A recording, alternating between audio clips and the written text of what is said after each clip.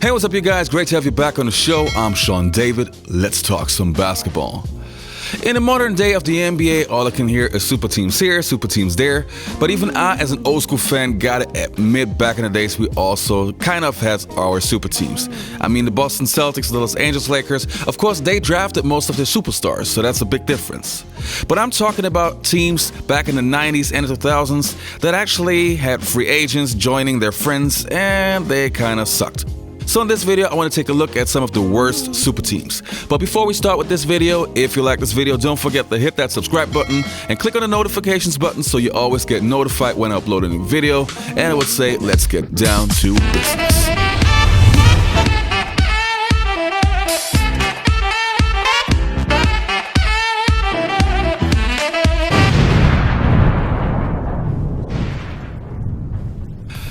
Alright, I want to start with my personal favorite one, the 1998 Houston Rockets. Some say super team, some say super old team. But those three names were still considered to be big names back in the day. I'm talking about Charles Barkley, Hakeem Olajuwon, and yes, Scottie Pippen. Back in 1998, when the lockout was still going on, the Bulls dynasty just ended, and everybody was asking themselves, where would Scottie Pippen go? And, well, he joined his buddies Charles Barkley and Hakeem Olajuwon, the new so-called super team. The season prior, all players were still putting up decent numbers, but in that season, well, it didn't work out. They were title contenders in the beginning, but had a very rough season, barely made the playoffs, and, well, what can you say? They were kicked out in the first round. After just one season, Scottie Pippen left the Houston Rockets to join the Portland Trail Blazers, and him and Charles Barkley had a long feud going on for many years to come. Coming up on the NBA Today. After a war of words with a teammate, I gave up more than anybody to get Scotty. And for him to want to leave after 1 year just disappointed me greatly. I wouldn't get Charles Barkley an apology at gunpoint. Well, he could never expect an apology from me. If anything, he owed me an apology for coming to play with his sorry fat butt. Scotty gets his wish. Alright, the next one is also a very interesting and probably a very forgotten one, the 2013 Brooklyn Nets.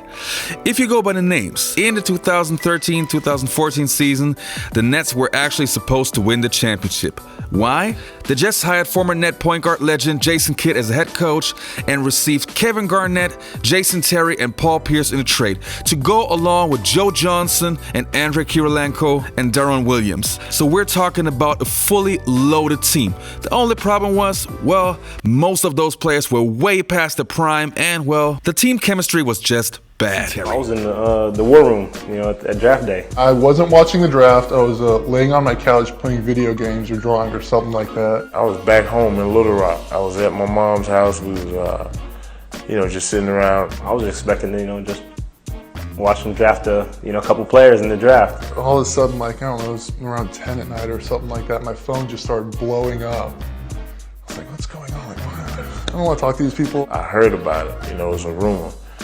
And I didn't get too excited because, I know how rumors can be at times. I started looking at my phone. People were like, hey, you just got KG and Paul Pierce on your team and everything. And I was like, whatever, don't lie to me. Why would you say that? A lot of it was on KG, and, I was texting KG, and KG's not a big texter, so he sends you one-word answers, and so you can't really get a feel for what he was thinking at the time. I was like, well, I'm gonna just pipe down, and I'm gonna wait until it's official.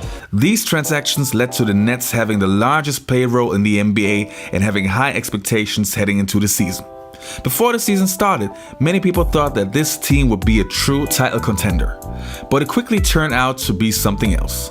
One season earlier, Kevin Garnett, still looking young and fresh for his age, averaged 15 points and 8 rebounds in 29 minutes and was still a difference maker on the court. And now at age 37, age caught up. Not being able to perform on the level he once had, Garnett's stats dropped drastically to 6.5 points per game and 6.8 rebounds per game. Same goes for Paul Pierce. The 36-year-old was averaging 18 points in his last year with the Boston Celtics, which dropped to 13 when he played for the Nets. Deron Williams had a weak season too and couldn't perform like he did when he was top scorer of that team was Brook Lopez, who averaged 20 points per game but only played 17 games that season. If you go by the names, this team was loaded with all-stars, 7 to be precise. But when the front office put the team together, they underestimated the aging process by the Miami Heat, and the next season the team got broken up. And the next team on my list is the 2003-2004 Los Angeles Lakers, aka the perfect example how a super team can fail. Back in the early 2000s, you had Kobe Bryant and Shaquille O'Neal as the core of a very, very successful Los Angeles Lakers title run. And that team added a Gary Payton and a Karl Malone, so naturally you expect a championship. But what happened? It failed badly. That team was so dysfunctional, it was amazing. Shaquille O'Neal and Kobe Bryant had problems. Kobe Bryant had the court case. Karl Malone and Kobe Bryant didn't get along. Phil Jackson couldn't be bothered anymore. And even though that team some way somehow made it to the NBA Finals, they got badly beaten by the underdog Detroit Pistons. I gotta admit, I was actually rooting for the Los Angeles Lakers, but not for Kobe Bryant and Shaq. I was actually rooting for Karl Malone because I really wanted him to win his championship. Because I don't mind if a superstar joins another team when he's way past his prime. And the next one on my list is a very recent one, OKC in 2017. Nowadays, it's pretty common that NBA superstars join other NBA superstars just to increase their chances of winning an NBA championship. Gone are the days where NBA superstars really wanted to fight each other and have the edge over the other. So in 2017, you had the same trend again. You had Russell Westbrook playing for OKC, who was then joined by Paul George and Carmelo Anthony. Oh, and guys like Steve Adams. On paper, that sounded like a really, really good team. But just like the other entries on that list, it didn't work out. And again, there are countless reasons. And I don't want to blame too much on Russell Westbrook, and I don't want to blame too much on Carmelo Anthony. But hey, just check out those clips. Westbrook drives, missed the layup. Adams hustling, kept it alive to Felton. George for the tie. One more time. Take your time. Take your time. Plenty of time here. Westbrook. Grant kept it alive. Another offensive rebound. And a whistle timeout. How do you feel about starting at the 4, or the concept of starting at the 4, or even coming off the bench? And the second question is... Well, me? Oh. I guess that answers that part. I mean, I don't know where that started, where that came from. Hey, P, they said I got to come off the bench. Last on my list, we got the Los Angeles Lakers again in 2013 to be precise. Back in those days, the Los Angeles Lakers already had Kobe Bryant, Paul Gasol, and Metta World Peace, aka Ron Artest, who already proved that they're a serious title contender since they have won championships together in the past. But then they added one of their biggest rivals in Steve Nash and also Dwight Howard, and everybody was so certain, okay, the Los Angeles Lakers did it again, they will become an NBA champion that season. But again, everything went downhill. Steve Nash and Dwight Howard were never healthy in that season and missed over 60 games together. Paul Gasol hated his new position since Dwight Howard came. He had to become a stretch forward, which he really didn't like, and he showed it throughout the entire season.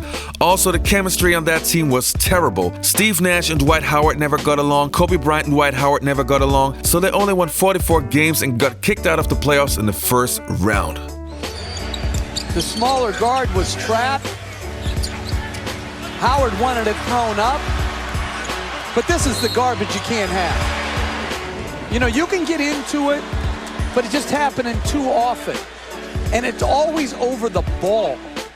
Alright, you guys, that was my video. Thanks for tuning in. I hope you enjoyed it, and I hope to see you next time. Peace. I'm out.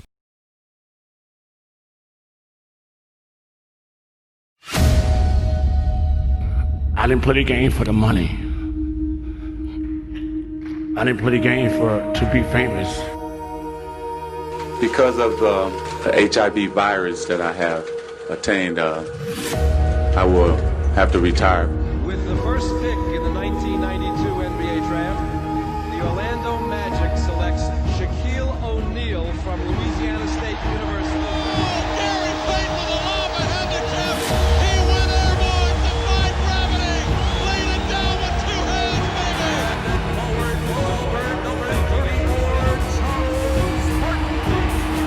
We had a superstar. Star hand checking start, goes baseline.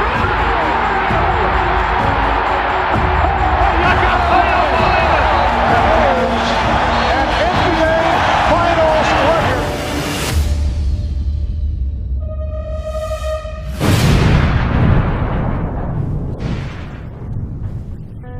The 1990s were the golden age of NBA basketball and still have countless fans even until today. Hey everyone, I'm Sean David of NBA Got Game TV and the Basketball Time Machine. In this documentary, we want to take you guys back deep into the 1990s and relive the NBA at its best. If you follow my show, The Basketball Time Machine, on a regular basis, then you probably know that I had quite a few NBA stars on that show. But for this documentary, I'm really excited I got even bigger names to agree to be part of this. Just to give you some information what we're going to cover in this documentary, of course we're going to cover the Chicago Bulls, the Orlando Magic with young Penny Hardaway and Shaquille O'Neal, the Charlotte Hornets with Muggsy Bogues, Alonzo Mourning, Larry Johnson, the Los Angeles Lakers Reborn with Shaquille O'Neal, Nick Van Exel, Kobe Bryant, the European Invasion with Tony Kukoc, Drazen Petrovic and those guys, the Houston Rockets with Hakeem Olajuwon, Sean Kemp, and many behind-the-scenes stuff you probably never heard of. We try to cover a lot of stuff that you haven't seen before. Our team is really committed to this project. From my 2 NBA shows, I know that there are hundreds of thousands of fans just like us who would love to be on that nostalgic ride, but without support, we won't get this project off the ground. So we launched this Kickstarter campaign and hope you guys will support this project so we can get it done. If you can't support this documentary financially, no problem, but please help us spread the word on social media. Thanks in advance, take care, and goodbye.